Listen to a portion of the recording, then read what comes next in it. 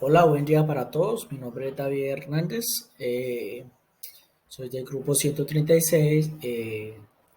Este video va dirigido a la tutora Alesa Janina Bolaño Lara, donde le haré la presentación de forma resumida de las respuestas del cuestionario de la guía.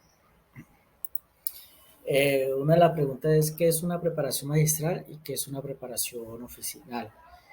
Pues una preparación magistral pues, es el trabajo de un principio o preparación de un principio activo que se da pues haciendo el cumplimiento de una misma prescripción médica a un paciente. También es elaborada pues en este caso un químico farmacéutico o un regente de farmacia. Para esto, con el fin o el objetivo de tener pues un producto o un mismo preparado medicinal, en este caso para una dispensación inmediata, ¿sí? Y pues la preparación oficinal es algo al contrario de la preparación magistral, que es más que todo son medicamentos elaborados por un farmacéutico, puede ser, o un químico farmacéutico, donde pues no se necesita una receta médica y pues son de síntomas menores donde debe estar pues enumerado o prescrito más que todo en este caso por formulario nacional, que esto lo da el INVIMA, ¿sí? Eh, Siguiente pregunta: ¿qué es material de acondicionamiento y qué es material de utilaje? ¿Sí? Pues el material de acondicionamiento pues son todos los que se deben someterse, por ejemplo, eh, para a un producto para o sea, someterse para convertirse en un producto, ¿sí? Terminando pues, por ejemplo, pues con el envasado, el etiquetado, ¿sí? Que se trata del envase primario, pues obviamente con su etiquetado, ¿sí? Y pues para así mismo poder dar eh, una protección a ese producto y también una presentación acompañada pues obviamente de una información, ¿sí? Y el material de utillaje es todo material pues obviamente al utilizar pues para hacer una preparación magistral, ¿sí? O también puede ser para preparación oficinal, pues donde se debe tener muy en cuenta pues en los pesajes, por ejemplo, en el calibrado, que mejor, siempre es recomendable utilizar el material de cristal, y pues si no hay de cristal, de porcelano, y pues ya si no hay de esos dos, obviamente de goma, pero lo mejor es el de cristal para un futuro evitar alguna contaminación cruzada, ¿sí? En el producto. Bueno, tipos de materiales que se utilizan para la elaboración de las preparaciones magistrales. En este caso, en la guía nos pide un mapa conceptual, pero acá uno resume más que todo, por ejemplo, los materiales que se utilizan para esas preparaciones son aparatos de laboratorio, pues por ejemplo, que siempre es muy utilizado la balanza, ¿sí? La parrilla eléctrica, ¿sí? Donde no hay parrilla eléctrica, o también un mechero, ¿sí? Eh, Agitador, ¿sí? Y pues un sistema de baño María que siempre, la mayoría de veces, se utiliza así. Y pues también tenemos unos utensilios, pues más que todo para las medidas de volumen, ¿sí? Que son, por ejemplo, matraces, aforados, ¿sí? Pipetas, probetas, ¿sí? También se utiliza mortero, ¿sí? El mortero, pues como lo decía anteriormente, pues puede ser de vidrio o porcelana, ¿sí? Espátulas, de metal o de goma. Para esto es más recomendable el de metal, para evitar infecciones o es más fácil de limpiar, ¿sí? También termómetro, ¿sí? Y pues vasos precipitados, los matraces como lo dije hace un rato, también pues bus, ¿sí?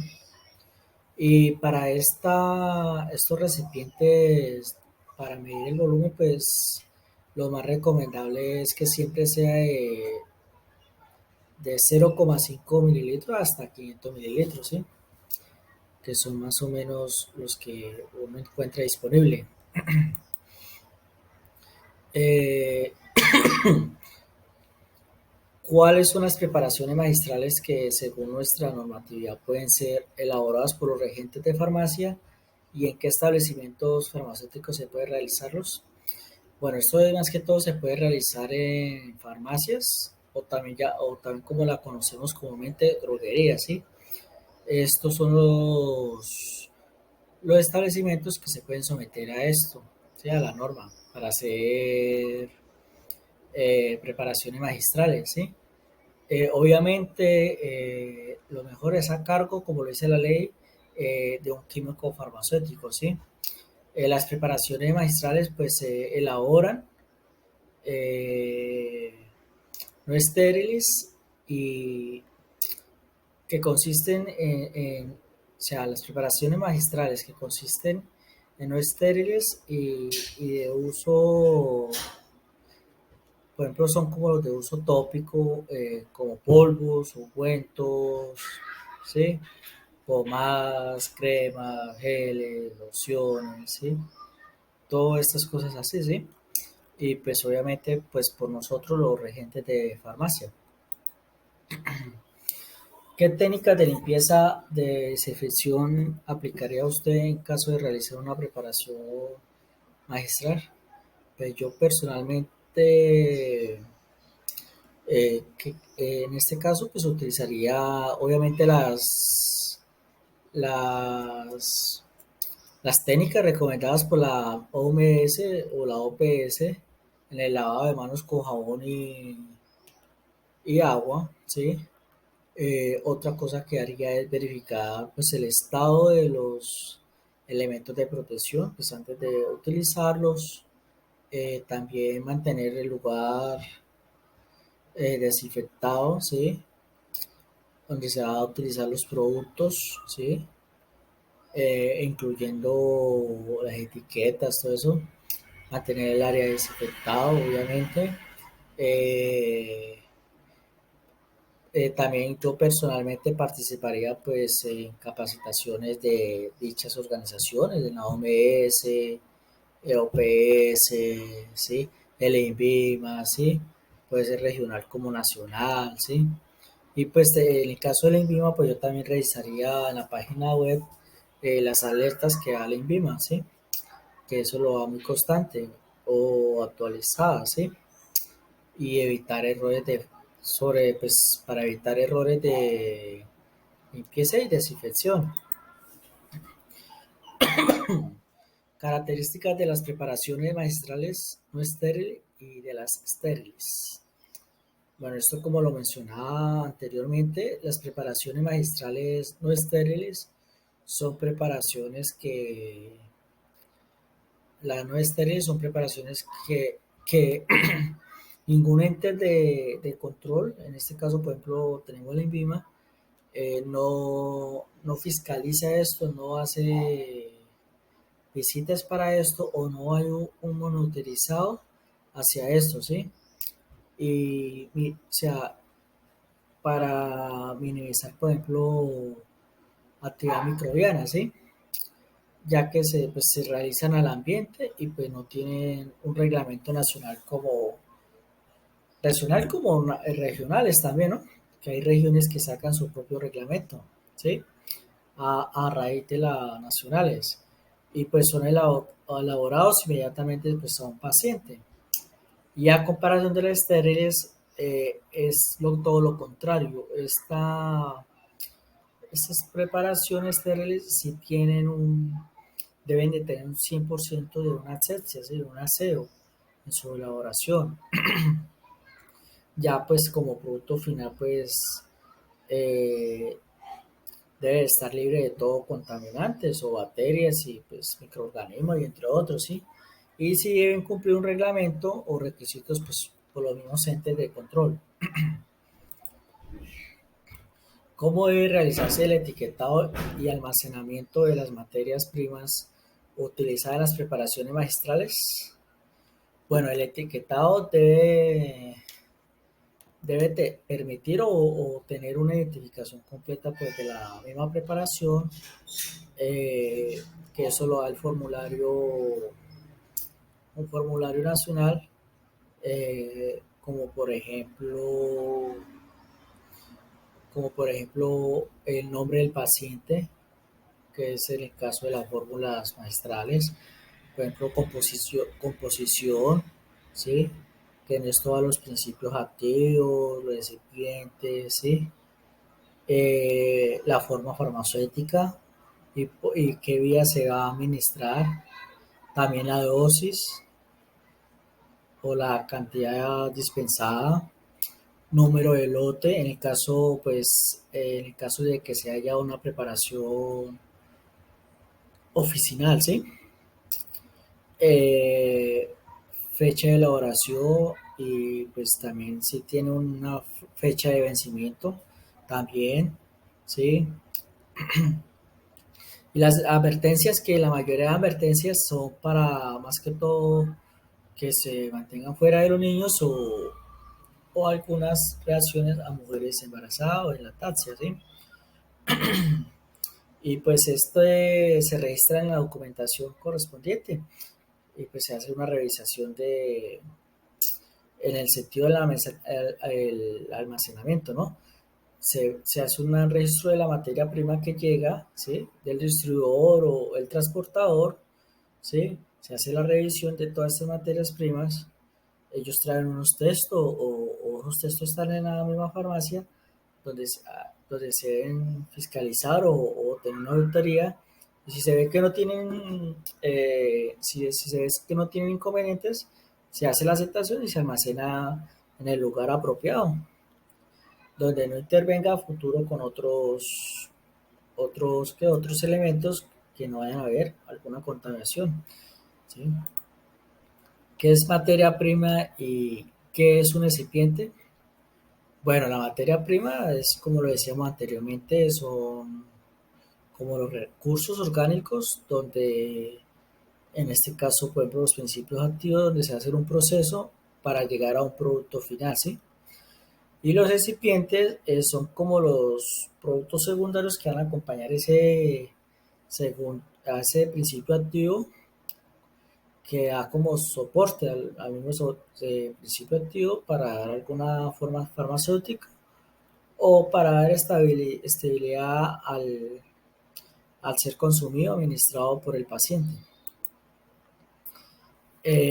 Bueno, acá nos dan eh,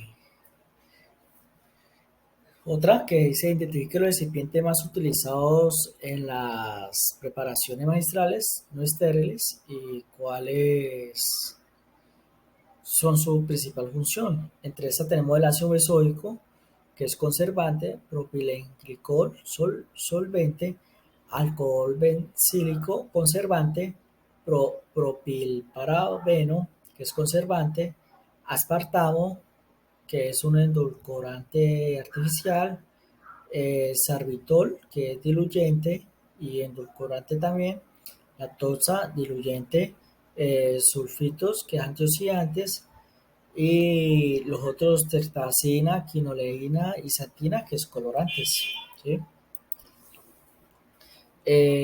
Bueno, acá nos dan para revisar unos conceptos, que es medición de volumen, masa, diluciones, densidad y concentración, ¿sí?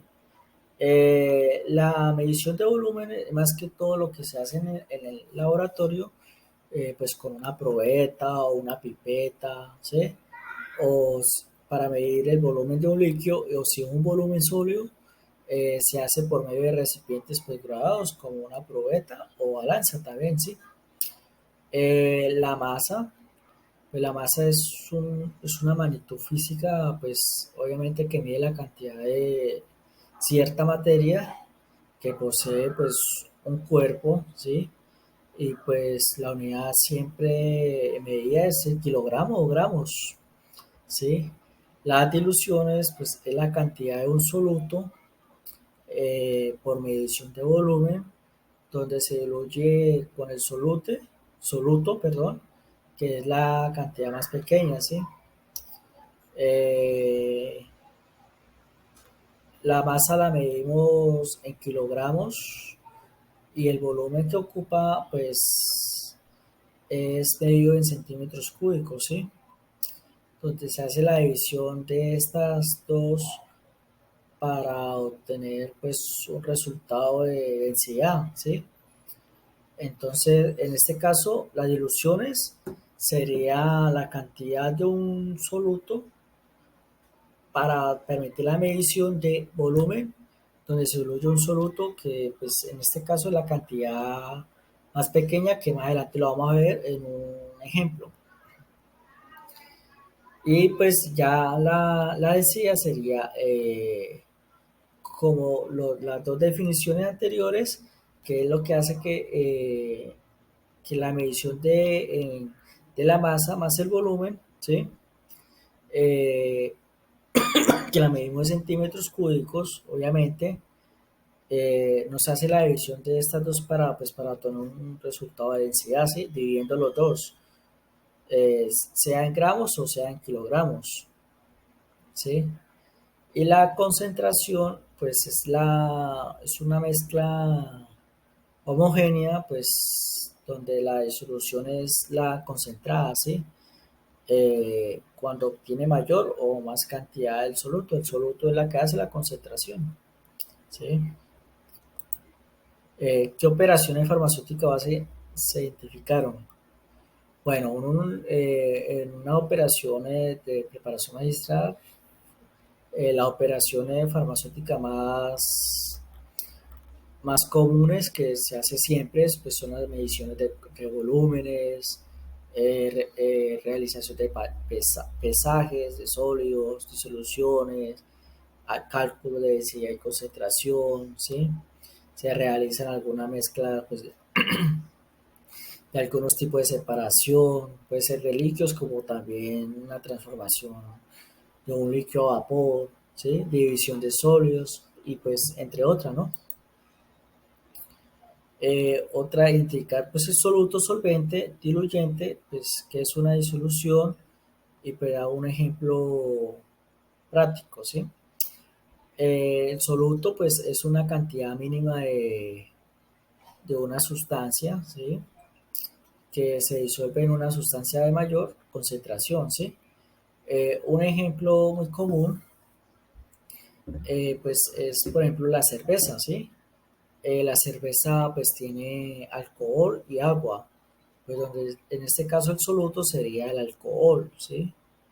Ya que pues el alcohol se disuelve en agua, ¿sí? ¿Sí? Otro caso muy práctico también es la agua panela, ¿sí? Que el soluto sería la panela y que pues, se disuelve en el agua, ¿sí? Solvente. El solvente, pues es una sustancia pues de mayor cantidad como el agua, ¿sí? Ya que el agua es, por ejemplo, un solvente universal, ¿sí? Que se disuelve en el soluto. En este caso podemos tener, por ejemplo, la gaseosa, ¿sí? La gaseosa pues es un soluto que contiene dióxido de carbono y el solvente que es el agua, ¿sí? Entonces, otro caso muy común sería, por ejemplo, como el primer ejemplo, que la cerveza y el alcohol, ¿sí? Entonces, el alcohol sería el soluto y el solvente sería el agua, ¿sí? Porque es de mayor concentración y se disuelve pues con el alcohol. El diluyente, eh, pues son sustancias pues que hace rellenar como un vacío en el caso de medicamentos, ¿sí? que no tiene actividad terapéutica, ¿sí? También se utilizan otras actividades industriales como por ejemplo en la industria farmacéutica, pues ya sabemos que los medicamentos que lo que hace, por ejemplo, a base de cetona, le llena un vacío en ese medicamento. Y por ejemplo en la industria, en otras industrias como las pinturas, que se utiliza como diluyente el thinner para mezclar y tener pues mejores resultados con ellas, ¿sí? O otro muy común es por ejemplo en la moto dos tiempos, siempre se utiliza mixtura para mistura como diluyente a la gasolina, ¿sí? Para tener un mejor funcionamiento en el motor, ¿sí? Y la dilución, ¿sí? Lo que hace es pues como disminuir el soluto por más disolución, pues para generar una mezcla homogénea, ¿sí? Eh, puede ser hasta más de dos productos o sustancias, ¿sí? Un ejemplo muy cotidiano pues es el azúcar y el agua, ¿sí? El azúcar pues va disuelto en el agua, ¿sí? El café y el agua, por ejemplo, el café va disuelto en el agua, ¿sí? Mira, en ese sentido.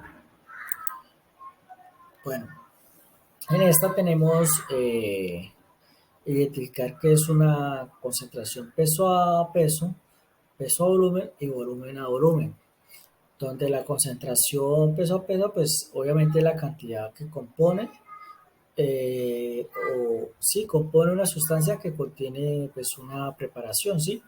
Acá usted puede ver en la pantalla, por ejemplo, la fórmula que es gramo de soluto sobre, que es división, el gramo de solución por 100.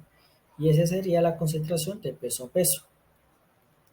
Y cuando es la concentración de peso a volumen, pues ya cambiando la definición, ya que es pues, algo muy similar, que es la cantidad de la masa en un soluto por cada 100% volumen en una misma solución, ¿sí? Pues ya acá lo que cambia es la solución, pues ya cambia es la unidad de medición. Entonces acá sería gramos de soluto, como pueden ver en pantalla, sobre mililitro de solución por 100, ¿sí? Y pues la concentración de volumen a volumen, pues ya es lo mismo, pero en volumen, que es la cantidad de volumen de soluto por cada 100 de cantidad de volumen de solución, ¿sí? Bueno, ya en la última parte eh, nos da la guía, la selección de un ejercicio y escoger un ejercicio y explicarlo, ¿sí? Yo escogí el ejercicio 16 que nos informa, que nos pide qué información obtenemos de las siguientes expresiones, que son las mismas expresiones que estaba hablando anteriormente. Una de ellas es hidróxido de sodio al 3,5% de peso a peso. Pues en esta expresión nos dice que el hidróxido de sodio al 3,5, ¿sí? De peso a peso significa que, pues, que por cada 100 gramos de solución tendremos 3,5% a peso de hidróxido de sodio, ¿sí? Como soluto, ¿sí? La otra es solución de azúcar al 4% peso a volumen, donde en esto nos dice que por cada 100 mililitros pues, de solución, ¿sí? Eh, tendremos 4 gramos de azúcar, que es el mismo soluto. Y la última que dice que el alcohol al 1,2% volumen a volumen. En este sí que el alcohol, que por cada 100 mililitros de solución tendremos 1,2 mililitros de alcohol al volumen a volumen. Listo, vale. Muchas gracias por su atención y un feliz día.